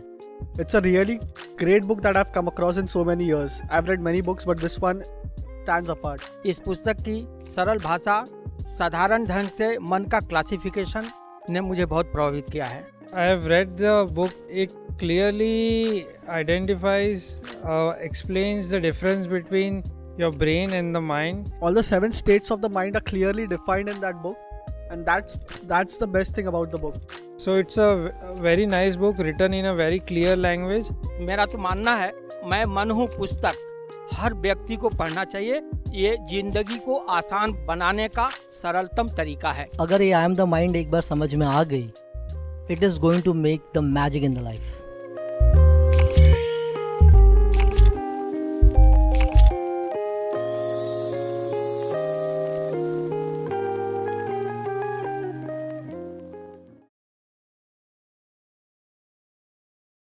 सो मेहरबानी कर कर इस पूरे अध्याय का सार ये है कि न वो खोया है न खो सकते।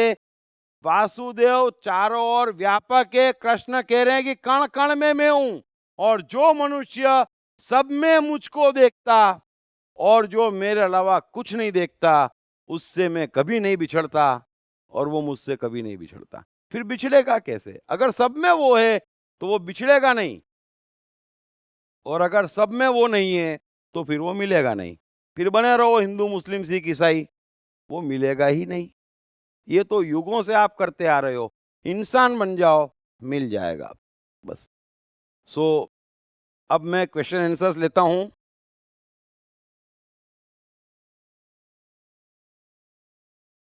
कोई भी क्वेश्चन हो तो हाँ प्लीज। आप कहते हैं हरो कि भगवान कण कण में है। कबीर ने लिखा है कि जिन खोजा तिन पाइयां, गहरे पानी पैठ।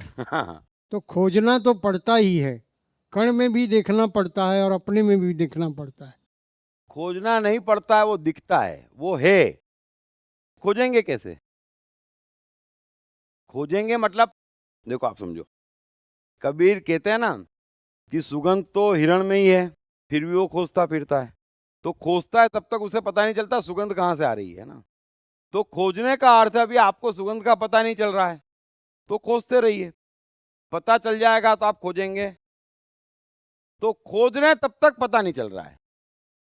आप साइकोलॉजिकल समझें, जो कृष्ण कह रहे हैं, जो लाओ त्सु कह रहे हैं, वो साइकोलॉजिस्ट है कि हम खोज रहे हैं। इसका अर्थ क्या है कि वो है नहीं। भाई हम शांति खोज रहे हैं, इसका सीधा अर्थ क्या हुआ? शांति नहीं है ना। इसका सीधा अर्थ है शांति नहीं है। तो शांति जा नहीं सकती, शांति जा ही नहीं सकती। शांति है, अशांत हमने किया है बाहरी प्रभाव में आकर अपने को। अशांत हमने किया है परमात्मा के खिलाफ जाकर। अभी बंद कर दो, हम शांत हो गए। अर्जुन अगर संभाव में आ जाए इसी क्षण, जो कृष्ण कह रहे हैं, इंटरफियर बंद कर दे, तो वो राज्य चाहता, कौरव दुश्मन है, युद्ध कर ले, सब टेंशन खत्म, सब टेंशन खत्म। सो दो चीजें हैं, हम जो खोज रहे हैं समझ लेना उस चीज की हमारे में इंफीरिटी है, यानी उस चीज की हमारे में कमी हम मान रहे हैं। जब तक कमी मान रहे हैं तब तक खोज रहे हैं, है ना। तो कमी मान रहे हैं ये दिखना जरा मुश्किल है, बात एक ही है। उसके बजाय खोजना बंद कर दो, कमी अपने आप हट जाएगी। कमी हट जाएगी तो खोदना बंद कर देंगे, खोदना बंद कर देंगे तो कमी हट जाएगी, बात एक ही है। लेकिन सीधा रास्ता वो है जो कृष्ण लाओ त्सु के थे कि खोजना बंद कर लो। ये मुश्किल है कि कमी दूर कर लो, उसके बजाय खोदना बंद कर लो, कमी है ही नहीं ये मान लो, ज्यादा आसान हो जाएगा। तो ये साइकोलॉजिकल ट्रीटमेंट है, ये अलग अलग उपाय हैं, समझ गया ना। हेलो, हाँ आदिश वर्मा करके एक है जिन्होंने ये सवाल पूछा है, वो वेबकास्टिंग देख रहे हैं अभी। तो उनका सवाल जोर था, से जोर से। उनका सवाल था कि संभव में जब आदमी मरता है, तो आपने बताया कि जैसे जो स्टेट में आदमी मरता है उस हिसाब से पेरेंट्स आप चूज करते हो, या आप माने choose आप नहीं करते हो, माने Automation है। ऑटोमेटिक हाँ। वो सेटिंग होता है। सो वो बोलते हैं कि वो पूछना चाहते हैं कि उनके भी कई जो आदमी संभव में स्टेट ऑफ माइंड में मरा है, तो वो जो फैमिली में बॉर्न होता है उसके भी भाई बहन सब लोग होते हैं। तो ऐसा क्यों होता है कि उनमें से सब में से एक ही आदमी कृष्ण बनता है, आइंस्टाइन बनता है, क्राइस्ट बनता है, लाइक दैट? ये जब कृष्ण का श्लोक आएगा शॉर्ट में बताता हूं मैं। ऐसा है कि मैं कहीं पैदा हुआ तो आसपास वाले जो हैं वो निमित्त थे। अब ये थोड़ा समझना, अब बुद्ध कहीं पे पैदा हुए तो परमात्मा बुद्ध का मन जानता है कि कितने संभाव में है, और इसको ठीक करने के लिए आसपास कैसी कैसी आइटमें लगेगी, तो वैसी वैसी आइटमें ऑटोमेटिक मिल जाती है ना। और अधिकांशों को सन्यास और भगवान की ओर आकर्षित करने के लिए मजबूत पत्नी मिल जाती है। फिर वो कहता है दुनिया में क्या रखा है, सब कुछ परमात्मा है ना। सो उसके हाथ हजार हैं, हम संभव में स्थित हैं। फिर जो छोटी मोटी कमी है वो कैसे दूर करना वो जानता है ना। तो ये सब ऑटोमेटिक है। कृष्ण को ठीक करने के लिए कंस भेजा ना, तो अपने आप सब सीख जाता है मनुष्य, अपने आप। तो एक सिस्टम है जहां वो उठाता चला जाता, फिर एक दिन अनायास संपूर्ण परमात्मा संपूर्ण संभाव पा लेता। अब ये कृष्ण जब जन्म पुनर्जन्म बोले या मैं समय बोलूं उसका सवाल था, लेकिन पूछा है तो मैंने समझाया। इसीलिए कहते हैं जो हुआ अच्छा हुआ, जो हो रहा है अच्छा हो रहा है, और जो होगा वो भी अच्छा होगा, है ना। एक्सक्यूज मी सर, इसके बारे में थोड़ा सा मैं कुछ बोलना चाहूंगा। बोलो बोलो। कोई सवाल नहीं है। जैसे आपने अभी थोड़ी देर पहले कहा था कि समता में जितने परसेंट जो रहता है, अगर 30% है तो वहीं से वो अवेलेबल उसको हो जाता है अगले जन्म में, और वहां से फिर वो आगे प्रोग्रेस करता है।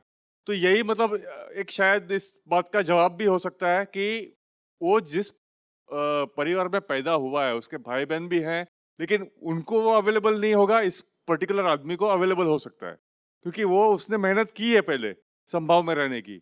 तो वही स्टेट ऑफ माइंड उसका अगले जन्म में उसको अवेलेबल हो सकता है। वो तो अवेलेबल हो गया, लेकिन उसको आगे बढ़ाने के लिए ये लीला ऐसी है कि चारों ओर जो कुछ भी हो रहा है ना, वो हमें संभाव में स्थित करने के लिए हो रहा है। हम उसको देख नहीं पा रहे, और हम अपना गणित लगाते कि ये बुरा हुआ, ये हानि हुई। वैसा नहीं हो रहा। जरा सी दृष्टि चेंज हो जाएगी, आप संभाव में बैठना शुरू हो जाएंगे, तो समझ में आ जाएगा कि जो कुछ हो रहा है वो अच्छा हो रहा है। अल्टीमेटली आपको महान बनाने के लिए ही आपके चारों तरफ सब कुछ घट रहा है ना। अगर नरसिंह मेहता की पत्नी 24 घंटे झगड़ालू न होती तो नरसिंह मेहता घर छोड़ के जाते, और न जाते तो कोई उनका नाम जानता। तो जो हुआ वो अच्छा हुआ, है ना। नरसिंह मेहता के लिए कैसा हुआ हमें नहीं मालूम, है ना। सोक्रेटिस की पत्नी, तो सोक्रेटिस को सीधे सीधे सन्यास चढ़ गया, भीतर से सन्यास आ गया। अरे बोले अगर ऐसी दुनिया है तो अपने तो मस्त होना अच्छा है ना। सो उसके पास हजारों हाथ है, एक बार उसको सौंप दो, वो बनाता बनाता बनाता और आपको ठीक करता अंदर बाहर सब जगह पर। वो उसका काम है, वो हमारा काम नहीं है। एक कदम बढ़ाना है कि हम राजी हो गए संभाव में स्थित होने के लिए। अतः कोई भी बाहरी बात जो हमको संभाव से तोड़ती, फिर धर्म के नाम पे, समाज के नाम पे, भोजन के नाम पे, शौक के नाम पे, जो ये हमको समझाती कि इस बात में परमात्मा नहीं है, वो बात को मैं डिलीट करता हूं बस। और आप लग जाओ काम पे, पहुंच जाओगे तेजी से। हाँ हाँ सर, ये संभव हो जाने पर मनुष्य को प्रकृति के तीनों गुण नहीं सताते, तो इसके पीछे की साइकोलॉजी क्या है? अगर सब कुछ वो है, मैंने क्या कहा, सब कुछ वो है, तो वो ही ठीक कर रहा है, वो ही चला रहा है, वो ही बना रहा है, तो फिर मुझे रजो तमो या सत्व गुण परेशान क्यों करेगा, है ना। सिचुएशन आ गई, मैंने झूठ बोल दिया। अगर मैं सत्व गुण को पकड़ के बैठूंगा तो झूठ नहीं बोल पाऊंगा। इसका मतलब उसको स्वयं को यह बोध नहीं होता कि वो इन सब चीजों से परे है, इनसे वशीभूत है, वो उसका इसका भाव होता ही नहीं है, क्योंकि वो संभाव में स्थित है। देखिए, हर मनुष्य यहाँ पर संभाव में स्थित होता है, लेकिन ये ज्ञान के कारण विचलित होता है। मैंने क्या बताया, सुबह से शाम तक हिंसा पाप है, अपशब्द पाप है, ये सब आप बोलते, लेकिन अगर आप 6 जने बैठे हैं और एक गुंडा बच्चे को मार रहा है, तो ये सब चीजें आपको प्रभावित करती है? नहीं करती। जो होना है वो होना है, तो ये आप जानते हैं, है ना। अब झूठ बोलना जरूरी नहीं है, लेकिन मौका पड़े और बोलने से इनकार करना, ये गड़बड़ है। सो तीनों गुण सेम है। अगर सब परमात्मा करवा रहा है, समभाव में है, सर्वहित में है, तो सर्वहित हेतु जो करना है वो करना है, जो होना है वो होना है ना। तो मुझे कोई अलग से भाव की आवश्यकता नहीं है, पड़ेगी ही नहीं। एक अलग ही मस्ती, एक अलग ही सुकून, एक अलग ही ज्ञान होता, ऑटोमेटिक। ये सब बढ़िया है, ऑटोमेटिक है वो। मेरा एक सवाल है छोटा सा, मैं समझा रहे वो समझने की मैं कोशिश कर रहा हूँ कि मन के सत्य के साथ जिए, जैसा मन करता है वैसा करें। मन तो बहुत कुछ करता है, लेकिन अगर हम आराम करना चाहे तो कमाएंगे कैसे? मन ऐसा करता ही नहीं है ना। हाँ, क्योंकि यही तो दिक्कत है ना। और मन एक मिनट। देखो, अब अस्तित्व में मन भी है, बुद्धि भी है, अहंकार भी है, शरीर भी है, आपका अब तक का सुना ज्ञान भी है ना? सब कुछ है, आसपास वाले भी हैं, है ना? ये आपका अस्तित्व है। अब एक अस्तित्व, उसमें से एक अस्तित्व मन ने बोला कि अपने कुछ नहीं करना, आराम करना है और खाना-पीना मस्त रहना है ना? उससे खाना-पीना मिल जाने वाला है? नहीं मिलने वाला ना? तो दूसरा अस्तित्व आएगा, पागल है क्या, मर जाएगा? तो अस्तित्व के साथ रहो, ये आपके अस्तित्व का भीतरी झगड़ा है, जरा चलने दो, आप नहीं कर पाएंगे। तो अस्तित्व आपको सुरक्षित रखे हुए है ना? सब चीज मौजूद है हमारी सिस्टम में, कोई यहाँ पर ऊपर से दे नहीं जाने वाला है। 8-8 घंटे का वो है, पहले 8 घंटे मजा नहीं है ना काम में, तो बाकी दोनों 8 घंटे गए हुए हैं, है ना? तो पूरा 24 घंटा गया हुआ है। सो अस्तित्व आपके साथ है, दुनिया ऐसी बनाई है, इसलिए जैसे ही अस्तित्व उसमें आता, आप संपूर्णता में समझते कि भाई ये मेरा अस्तित्व है ना? आराम करने का मन कर रहा है, करो, और आप राजी हो भूखे रहने में, नंगे रहने में, सड़क पे छोड़ने पे, माइक दो उनको, आप राजी हो तो आराम करो। तो आप वहां पे भी राजी नहीं हो तो मन की बात कैसे हुई? भाई मन की बात का अर्थ है कि मैं राजी हूं, अब जो भी परिणाम आए उसका, उससे मैं राजी और प्रसन्न हूं। तो आप राजी नहीं है ऐसे सवाल पूछते और समझते मेरा मन है, नहीं, वो मन है आपका ना, तो 8 घंटे मेहनत करो, आएगा थोड़ा आराम और मजा। धन्यवाद। तो ये मन नहीं है, ये मन का एक चीज है कि काम चोरी है कि मेहनत न करना पड़े और मिल जाए, है ना? और ये सारे उसी के शॉर्टकट हैं। ये जितने भी आश्वासनों की दुकान है, ये वही शॉर्टकट है ना? उसमें और नुकसान होता, कमाई का 5-10% टैक्स लग जाता, 30-40% गवर्नमेंट ले जाती, है ना? बाकी घर वाले, बच्चे, तो टैक्स ही टैक्स में हम जी रहे हैं। I have a question. फिर से वही एक मतलब डायलेमा आ जाता है कि when Edison is light bulb की खोज में इतना इन्वॉल्व है, तभी उस समय तो उसका मन ये नहीं है ना कि जनहित करना है, मतलब he is so involve in, तो जब किसी काम में आपका अस्तित्व पूरा डूबता है, वो ही जनहित है, क्योंकि उस क्षण आप परमात्मा है, उस समय आप समुद्र है, तो आपसे जो भी होगा उससे दुनिया का भला ऑटोमेटिक हो जाएगा। आपको करना है नहीं, आपको भला अपना करना है। स्व से सर्व का मार्ग जुड़ा हुआ है, स्व की सेवा कर ली, सर्व तक पहुंच जाता, क्योंकि परमात्मा सर्व से जुड़ा हुआ है। तो उसको जो प्रयोग करने में मजा आ रहा है, बस वो सर्व तक पहुंच जाता। सर मैं ये पूछना चाह रहा था कि आपने कहा था कि जो ज़्यादा स्व में रहता है, जैसे कि स्वभाव में रहता है कि हम ज़्यादा परमात्मा से जुड़े होते हैं, तो उनके लिए परमात्मा अच्छे परिवार में भेजने के लिए स्वर्ग में रखता है, जैसे कि आपने कहा था, तो उनको कुछ जन्म समय जल्दी बाद, नहीं होता, स्वर्ग नहीं। हाँ, तो वही मैं पूछना चाह रहा था कि रहते कहाँ वो? रहते कहीं नहीं है। हाँ, आत्मा बनकर। ऐसा है, मेरी बात समझो यार, ये आप टाइम एंड स्पेस का सवाल पूछ रहे हो। दुनिया में ये जो भी सत्य है, जो भी परमात्मा है, वो टाइम और स्पेस के बाहर है, वो कहीं नहीं है, फिर भी सब जगह है। आगे बात समझ में? वो विज्ञान की पकड़ में कभी नहीं आएगा, है ना? अभी आपकी खुशी है, कहाँ पर है? कहाँ पर है? भीतर है? तो सुनने में। भीतर है? अंदर है। अंदर है ना? कहीं बाहर तो नहीं है ना? इस लाइट में, इस पेड़ में नहीं है, अंदर है ना? पक्का है ना? खुशी अंदर है ना? अब वैज्ञानिक को सौंप दो अपना शरीर और बोलो खोज के दिखाए कितनी है, खोज सकता है वो? क्यों? क्योंकि उसको रहने के लिए जगह नहीं चाहिए, है ना? तो ऐसे ही हम हैं, जो हमारा अस्तित्व है उसको रहने के लिए जगह नहीं चाहिए, जगह हमारे शरीर को चाहिए। Thank you sir. तो शरीर धारण नहीं करता उतने समय के लिए, तो शरीर धारण नहीं करता तो ब्रश नहीं करना पड़ता, मुंह नहीं धोना पड़ता, वो स्वर्ग है।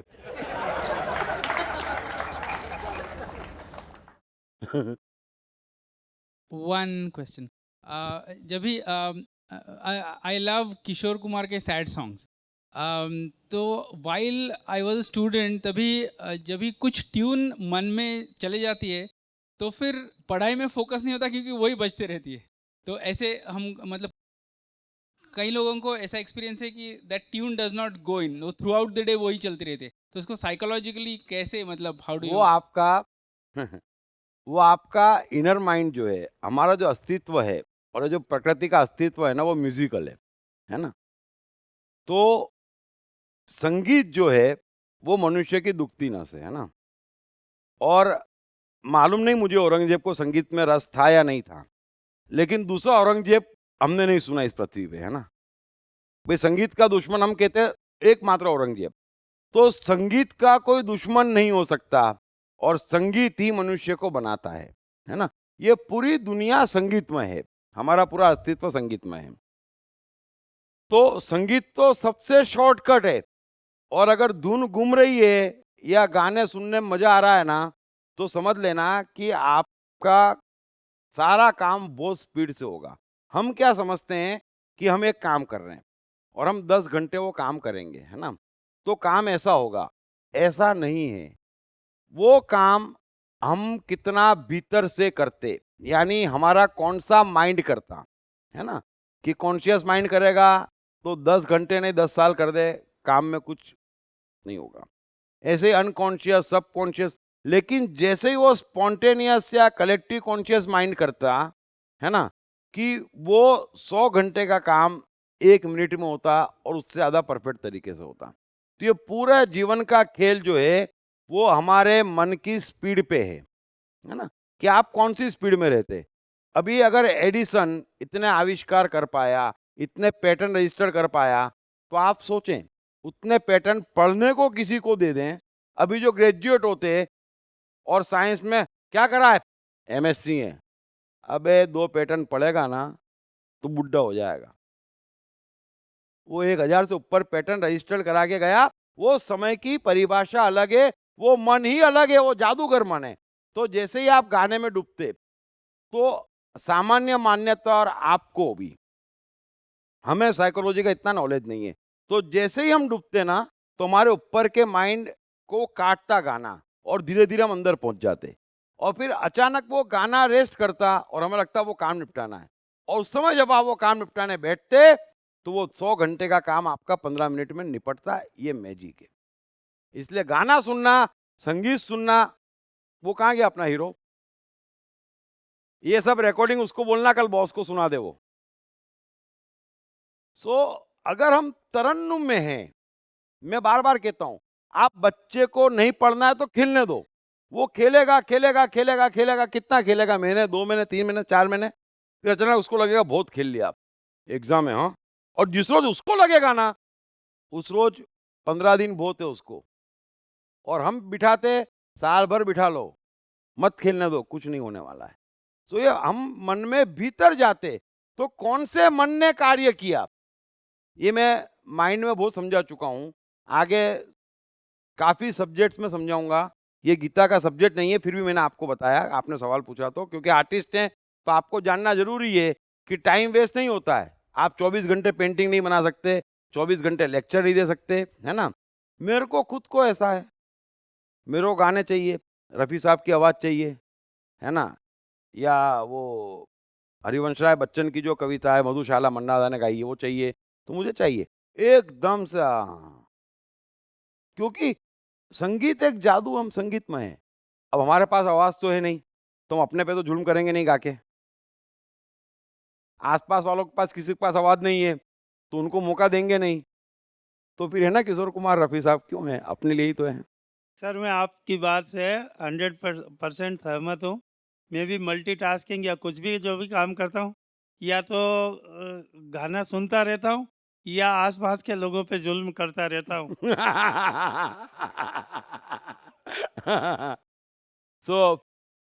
कोई सवाल नहीं है ना? Thank you very much, thank you very much.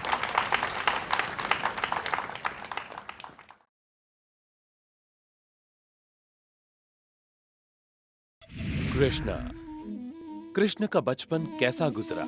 Krishna Radha का प्यार क्या था? कृष्ण ने कितने विवाह किए? कृष्ण की चाइल्ड साइकोलॉजी क्या थी? कृष्ण ने ग्वाले से द्वारकाधीश तक का सफर कैसे तय किया? ये यादव स्थली क्या है? इन तमाम सवालों के जवाब जानिए। दीप त्रिवेदी द्वारा लिखित किताब मैं कृष्ण हूँ। ये किताब कृष्ण के संपूर्ण जीवन पर रिसर्च करने के बाद दीप त्रिवेदी द्वारा कुछ इस साइकोलॉजिकल अंदाज में सिलसिलेवार रूप से लिखी गई है कि जिसे पढ़ते पढ़ते आपका जीवन भी बदलता चला जाएगा। मैं कृष्ण हूँ। ये किताब अंग्रेजी, हिंदी, मराठी तथा गुजराती में एक साथ atmanestore.com साथ ही सभी प्रमुख ई-कॉमर्स साइट्स पर भी उपलब्ध है। दीप त्रिवेदी की मनुष्य के जीवन और उसकी साइकोलॉजी पर एक गहरी पकड़ है। मनुष्य जीवन के विभिन्न पहलुओं पर सर्वाधिक चर्चा करने का रिकॉर्ड भी उन्हीं के नाम पर है। मनुष्य जीवन का ऐसा कोई पहलू नहीं जिस पर उन्होंने खुलकर चर्चा ना की हो,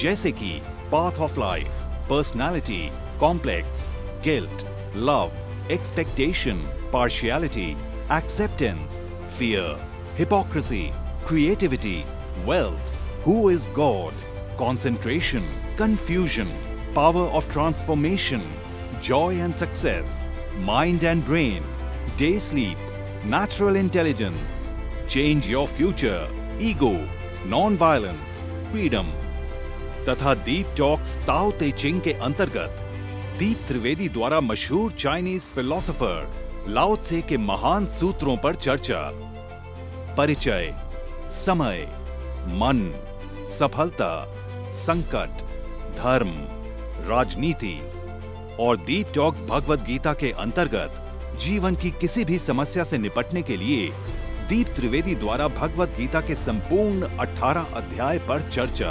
आप ये तमाम डीवीडीज और सीडीज सुनकर अपना और अपने परिवार का जीवन बदल सकते हैं। ये तमाम डीवीडीज और सीडीज आत्मन ई स्टोर तथा अन्य सभी ई कॉमर्स साइट्स पर उपलब्ध हैं। हर बच्चे में सफल और महान बनने की संभावना छिपी होती है। सवाल बच्चे द्वारा अपनी प्रतिभा को निखारने का तथा सही परवरिश पाने का ही होता है। दीप त्रिवेदी द्वारा लिखित रोचक ग्राफिक बुक्स पढ़िए। The story of Thomas Edison, अनपढ़ एडिसन के महान वैज्ञानिक बनने की दास्तान। नॉटनेस टू ग्रेटनेस, स्टीव से स्टीव जॉब्स बनने की कहानी। हॉटी टू डॉन्टी, चाइल्ड साइकोलॉजी समझने हेतु शेर के बच्चे की कहानी।